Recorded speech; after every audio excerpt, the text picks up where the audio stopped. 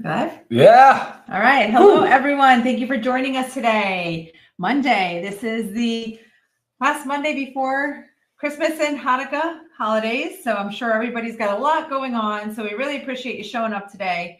As always, we bring to you great information and it doesn't take a lot of time. So we know time is valuable, especially right now. But we have a good one today because we also have a new product launch. So that's a big one. So today we're going to discuss men. So a lot of it, I'm going to let Dr. Ryan lead with it. But basically, hormone imbalances in men are often overlooked, right? We think of hormone imbalances. Talk about our new product, Vitality, too. Yeah, that's coming. That's what I said, our new product launch. Hormone imbalances in men are often overlooked. It's more common for a female thing to think of, women having hormonal imbalances. But with men, they can significantly affect your physical health, your mental well-being, and your overall quality of life.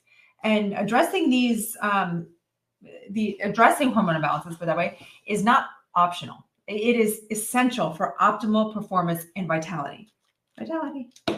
So today we're going to discuss signs or the top 5 signs of hormone imbalances in men, typically what causes these hormone imbalances, what can be done, and of course we're going to close out a big chunk of it talking about our Vitality, our men's hormone support supplement that just launched last week.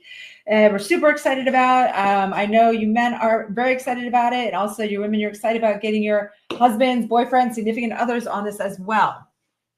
Okay. So let's go into the 5 signs. Let's do it. Yeah. Okay. So I'm just going to say all 5 of them first. These are the most common, and then we're going to kind of discuss each one a little bit. So you have low energy levels, you have changes in libido, mood swings or depression, weight changes, and hair loss or changes in hair pattern, right? So when it comes to low energy levels, this is like a persistent fatigue and lack of energy that even after sufficient rest, right? So it's really unexplained. Like, why am I always so tired? I get enough sleep at night. One of those, main causes in men can be hormone imbalances. And then changes in libido, just noticing a change in sex drive or difficulty achieving or maintaining erections. This can all be linked to low testosterone. It's a major one. Mood swings or depression. I feel like this is not a common one. I mean, I don't think it's common. I don't know about you men out there, or maybe women that maybe see their men experiencing these mood changes, mood swings, and depression, that you don't know that this is actually could be a cause of hormonal imbalances. I mean, irritability, anxiety, depression, all these hormone fluctuations, typically testosterone, cortisol, all those imbalances. And then weight changes, typically gain. So unexplained weight gain. I've been doing the same thing. I've been doing everything right or whatever. And you all of a sudden start to gain weight predominantly around the midsection. So you gain that belly fat. Difficulty building muscle, right? That's another big one because we know that the testosterone helps us to build muscle. So those could be all indicate changes in your hormones. And then the hair loss or change, thinning, balding, unrelated to genetics. Okay. You have to keep that in mind. Thinning, hair balding can be associated with it as well. Mm-hmm. Do you want to elaborate on any of those? I know the big one is talking about this. So yeah, well, I think, look, as we age, we already know this, but our testosterone levels decline. So all of the different things that you said, these are the 5 most kind of noticeable things that happen in your life. But when you are a man in your 20s, into your 30s, and then in your 40s and 50s, things start to happen pretty quickly, and then they accelerate even faster, just a lot of times due to our lifestyle. Jumping to the treatment to how to fix things, you would be lifestyle alterations. You have to deploy lifestyle changes very, very, very abruptly, and you have to do it with a lot of effort, right? There's a lot of things you need to do to correct hormones later in life.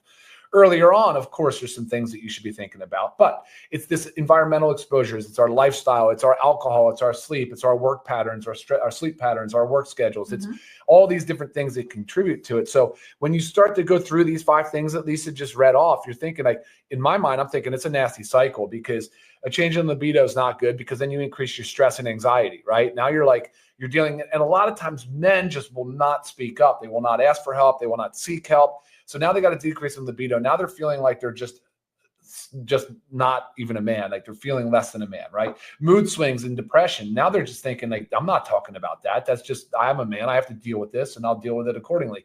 But no, it's real. And so you have these extreme swings and anxiety and a lot of different fluctuations in mood.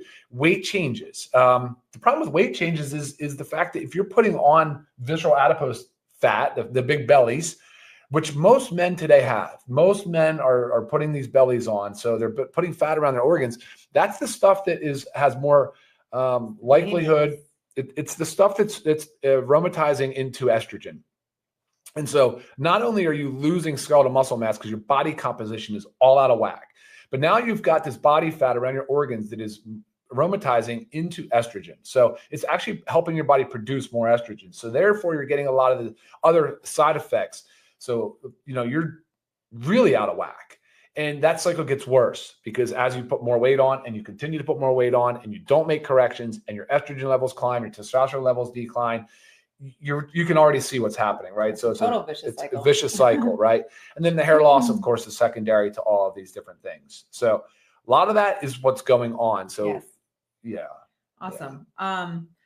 So I'm going to pause you right there. Yep. And I'm just going to, first, if you guys don't follow us already, make sure you follow, subscribe, like, leave comments. It helps us, but it also helps you get the information as well.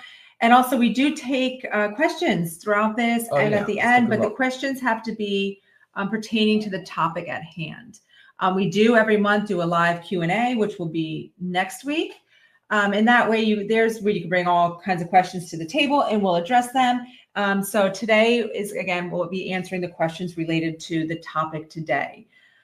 So a lot of the things that Dr. Ryan was talking about, the causes of hormonal imbalances in men are also ways to fix it. Oh, sure. Right. Exactly. So, okay. Aging. We can't fix aging. It is what it is. So if you suspect due to your age, maybe your testosterone levels have dropped, seek a doctor, get it tested so you can understand what's going on and be on the correct path. But stress can cause hormonal imbalances. But how can we fix this? We can work on our stress. Right. It's very important to work on your stress. And then this goes with you'll see these common things, right, across all health conditions. And stress is a big one. So is poor diet. A diet's high in processed foods, sugar, unhealthy fats. This causes insulin resistance. Insulin resistance disrupts hormone production, right? So you've got to, how do we fix this? We focus on our diet. We eat a clean, healthy, balanced diet, low in processed foods to zero processed foods, low in sugars to zero sugars, high protein, good quality fats. Lack of physical activity causes hormone imbalances. Yeah. What can we do to fix it? We can exercise. And we're talking about lifting weights. Lifting weights and building muscle helps hormone production. Absolutely. So a lot of it's not just like, I'm going to start going on a walk. Walks are great. Don't get me wrong. They're extremely healthy. Love my walks. But you need to increase your muscle mass. Sure. Okay. So that's really going to help with the hormone production. And then another cause, excess weight or obesity. So even though hormonal imbalances can cause excess weight, even before the hormonal imbalances begin, excess weight or obesity can cause the hormone imbalances. That's even going to further escalate the issue, right? So we need to work on keeping our weight in check. Sleep problems, poor quality sleep, or conditions like sleep apnea, which is very common in men, interfere with production of testosterone and growth hormone. So you need to focus on your sleep. And if you suspect you have sleep apnea, there's the CPAP for it. There's dentists can make that mouth guard that helps with it, but find something that works for you, because if sleep apnea, there's other dangers of it too, but it's really affecting your hormone production, let's work on it. Exposure to endocrine disruptors. This is a big one. Chemicals and plastics, we know BPA. So you're going and you're taking your Ziploc Tupperware with your leftovers in it and popping it in the microwave, heating that up, getting those plastics leached into there. BPA, endocrine disruptors, they affect our hormones. So you really need to focus on using glass, right? Materials that do not contain BPA. Of course, there's medical conditions and things that possibly can't, maybe it's genetic, whatnot, but also just hyperthyroidism, hypothyroidism. Those are very common with thyroid, because, you know. And that's important to mention too, how many different hormones there are. There's a lot of different hormones, but today we're focusing on mostly the sex hormones. We're talking about your testosterone, which men and women both have. We're talking about estrogen levels, which men and women both have. We're talking about progesterone, and men and women both have. Those are your predominant sex hormones. Right. But of course, we know there's luteinizing hormone, there's follicle stimulating hormone, so that's LH and FSH.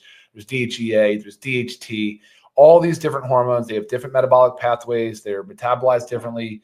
Different levels can be higher and lower. So being, am I interrupting? No, because it was just talking about the hypo and hyperthyroidism. Thyroid, can actually, those are imbalances of your thyroid hormones, but those can cause imbalances in your sex hormones. And that's kind of where I was going, is that one can be imbalanced slightly or a lot, but it can throw off an entire cascade. It can disrupt a lot. So that's why you have to also be very, very careful with prescription medications.